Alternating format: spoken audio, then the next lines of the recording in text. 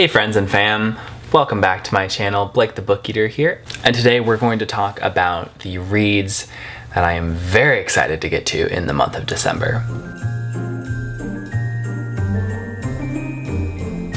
So up first is Black Sun by Rebecca Roanhorse. Now this book has been on my radar for a while, and actually the author, her other books, The Trail of Lightning and The Storm of Locusts, I own them and I've been meaning to get to them, but Joel, Elias, and Noelle with the Late Night Book Club, they are doing this for their December pick, and the live show is actually tomorrow. So I've been reading this and so far I'm really loving it. This follows characters in this kind of fantasy world of pre-Columbian America. So the author is indigenous and all the characters are as well. And the story is just so unique. The magic and the world and the gods and it's just so cool. And I can't even like the summary just doesn't really do a good job of kind of describing what the book is. And I loved going into that blind. Just know that it's very cool. There is so far casual and effortless bisexual representation, non-binary representation. This book is just so cool so far, and I'm excited to finish it and share my full thoughts with you guys. So that is the first book that I'm reading in December. The next book that I'm reading in December is These Violent Delights by Chloe Gong, and this book, wow, I am so excited to read this. If you didn't know about the amazing hype surrounding this book, this is a Romeo and Juliet retelling set in 1920s Shanghai, and there might be a monster about, there's a gang war. It just sounds like everything that I could possibly want in any kind of like retelling. Like, it's a remixing to the point of like, how close is it to the original Romeo and Juliet? I don't know, but I kind of don't care because this sounds way cooler, to be honest. And very excited to read Chloe Gong's debut book. After I finish These Violent Delights, I'm going to kind of take a break and read some comic books. I have this comic book series that I've been meaning to read for forever, and I own the whole entire series, so I'm just going to binge read the whole thing. And that is East of West by Jonathan Hickman and illustrated by Nick Dragata. Now, there is 3 kind of hardback volumes to East of West, with the third one being giant. Basically, it's about the apocalypse, and it's specifically about the 4 horsemen of the apocalypse, with death being the main character. So it is a sci-fi western, and I read the first volume, and there's like a bunch of volumes that make up this bind up, but I read the first volume like a year or so ago, and it was like so intriguing, but I knew that I couldn't really get into it at the time because I was in the middle of so many other things, and the series wasn't completed yet, and so I kind of wanted to wait until it was done, because this just seems like one of those series that I'm just going to really appreciate just binging through it all instead of waiting issue to issue or volume to volume. So I have all of it, and I'm just gonna binge it, and I'm very excited for this, as I currently am writing a story with the 4 horsemen of the apocalypse. So I think it would be really interesting, and will kind of inform me based on like how they do their interpretations, because I have my own interpretations of the 4 horsemen in my story, and so we'll see. After we have, a little apocalypse action with the comic books, we are going to get into a series that I have been dying to read for years now, and that is the Poppy War trilogy by R.F. Kuang. And I am scared for these books. So I've had this book for a couple years now, actually, and I got the Dragon Republic when it came out. I have this signed, actually, and now with the Burning God finally out, also signed, I feel like I can finally binge them. This was one of those things where I actually meant to read the Poppy War when it came out, but then it just kept getting pushed back on my TBR, and then by the time that I was about to get around to reading it, the second book was about to come out, and then I was like, you know, if I've waited this long, I'll just wait for the last one to come around. And so instead of being on, you know, the hype train from the beginning, I am now coming onto the hype train right at the end, and that's fine because we're getting on it. So I don't necessarily know much about the story except that I think her name, Rin, the main character, she is kind of she becomes part of this training academy or school, and she might have like some kind of special abilities or powers, I'm not sure. But I just know that this book is very dark. That was one of the things that I noted about it when it first came out, is all the trigger warnings that were around it, because this is actually based on a lot of like real life historical events that have occurred, and it kind of takes inspiration from them and runs with them in a kind of fantasy setting. So because of that, there are a lot of real and nasty things in this book, supposedly. I mean, not supposedly, there are trigger warnings, so they're in here. And I just know that everybody who's read this has become so attached to the characters in it, and apparently their hearts have been absolutely ripped out over the course of the trilogy. So I might do a reading vlog for the trilogy, I'm not sure yet, but I just know that this is a series that I am greatly looking forward to reading, and I'm terrified. So after having my heart completely broken by the Poppy War trilogy, which is what I'm assuming is going to happen, I'm going to read the new graphic novel by Brandon Sanderson. It's called Dark One, and this is something that he's kind of been talking about in his State of Sandersons for forever. He was going to make it a novel, and then it's becoming a TV show, what I think is happening.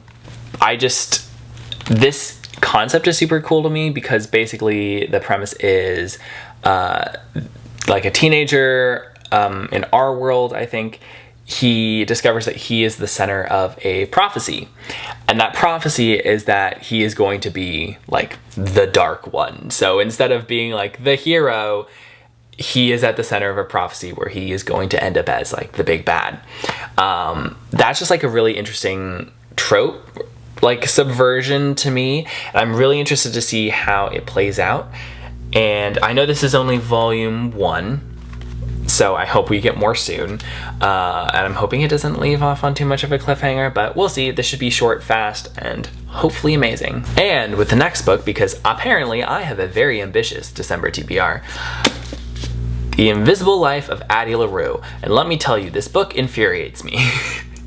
Not because of the actual content, but just because that Barnes & Noble decided to put the sign sticker right over V.E. Schwab's name.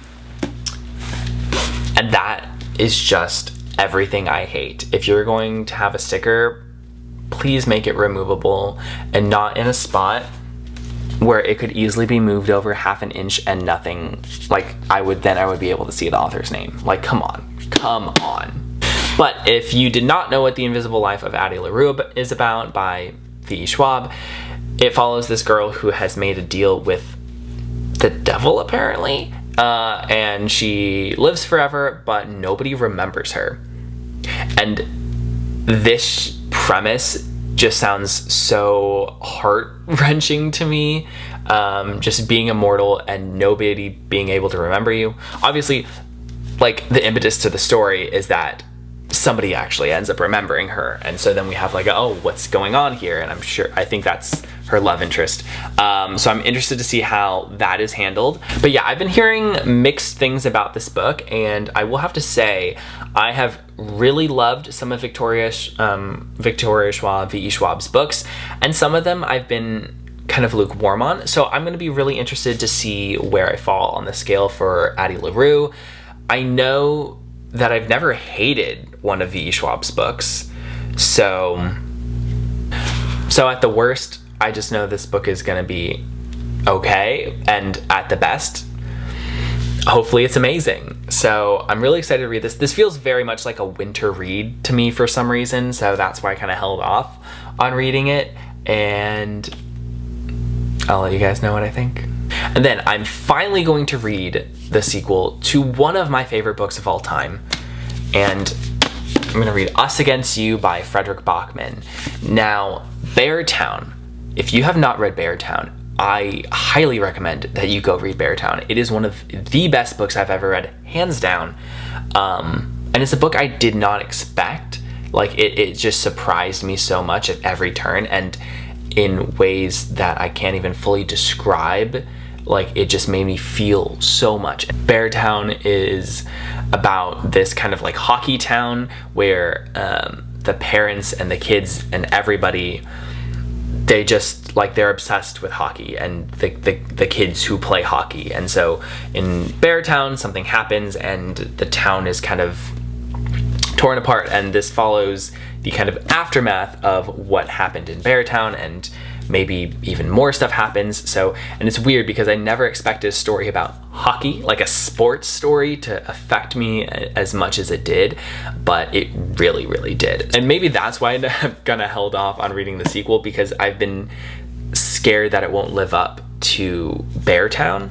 But you know, it's December, and obviously it's in a wintry, snowy setting. It's in Norway, I think it's in Norway, and this feels like such a vibe, and I want to read it for December, and I really hope it can break my heart as well as Beartown did. Very excited to read Us Against You.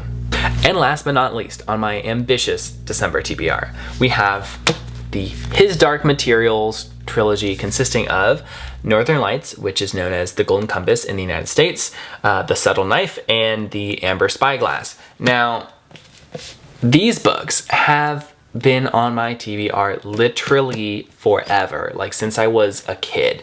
I actually remember picking up The Golden Compass and starting to read it, and then putting it down because I kind of got bored of it. But I have high hopes. I am many years removed from the kid who put this book down because he was bored, and I know that, number one, my taste has kind of changed, and I'm able to appreciate slower paced books. And so, like, I already know going in that the first book is going to be a little slow, but I've heard that just these books get wild in the best way possible, and I'm just very excited to read them. Also because there's an HBO adaptation, and I kind of want to watch the show a lot. I do remember I had seen the Golden Compass movie with Nicole Kidman when I was a kid. Love Nicole Kidman. She's amazing. She's iconic. So this is a fantasy, like kind of an urban fantasy almost, where it takes place in like an alternate London, and everybody has these familiars called demons, who are like their companions, and I know they're pronounced demons, but every time I see them I think of Damon, because they're like the like the AEEA like thing. Anyways, I know that didn't make sense, but so it follows Lyra and her demon Pan. That's right, I remembered that. And there are missing kids, there's like a mystery going on, and like, I'm just really excited to get back into this with my adult fantasy kind of mindset, because I know that this is just something that I can like appreciate a lot more. And also, I love that I have all of it in like a bind up, so I can just pretend it's one long narrative instead of like 3 separate books, because for some reason it's a lot easier on my reading mental health if I think I'm reading one book as opposed to 3. So yeah, I'm very excited to read this, just because like I just know that Philip Pullman is like a very good writer from what I can remember, and so just diving back into this world and these allegories and these themes just seems like the perfect way to end my 2020. So listen, I know this year has not been the best. It's been pretty shit, actually. But I've had a very good reading year. Actually, I have, with all these TBRs, even if I don't finish my whole TBR, I will have read over 100 books this year. And that's wild to me. That's the first time I've ever done that. Usually my goal is around 60 to 80, and I've almost doubled that. And so I'm just like really grateful that this year has given me the time to really invest in myself, invest in my reading, invest in restarting my channel, which I love. And I cannot thank you guys enough for being with me on my journey and here to support me. It means the world to me as our little family grows larger and larger. And I just appreciate you guys so much, and I hope you know that. And I'm looking forward to having an even better year in 2021. I have so many cool things and video ideas planned for the new year. And so I hope you guys will join me along for that. So if you like this video, please give it a thumbs up. Or let me know down in the comments what you guys are reading in December. How are you closing out the year? And please subscribe if you would like to see more of what I do on this channel. Feel free to share this video, recommend it to your friends, and my socials are down below if you want to retweet this video on Twitter, or I say funny shit on Twitter sometimes, so you can follow me there. On Instagram, I just kind of post myself and my books. So if you want to see more of my face and more of my books, then go to Instagram. And that is the end of the video. Thank you guys so much for watching, and I'll see you next time. Bye. Goodbye. Goodbye.